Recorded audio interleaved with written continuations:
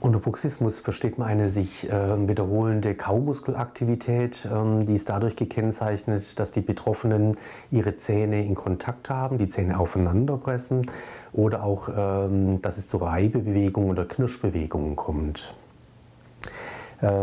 Bruxismus kann tagsüber im Wachzustand stattfinden oder auch nachts. Da spricht man von einem Schlafbruxismus.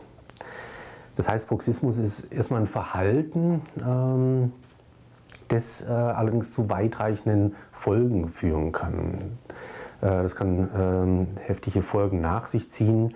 Das kann die Zähne selber betreffen, dass die Zähne abgeschliffen werden, dass die Zahnhälse freigelegt werden und dadurch schmerzhaft auch werden, dass es zu Zahnschmerzen kommt, wo der Zahnarzt oftmals nicht weiß, was die Ursache eigentlich für diese Zahnschmerzen ist.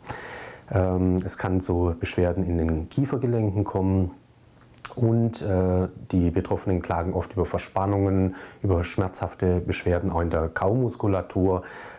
Und typischerweise können die Beschwerden auch ausstrahlen in Nacken oder in Hinterkopf, im gesamten Gesichtskopfbereich, dass es da zu schmerzhaften Beschwerden kommen kann.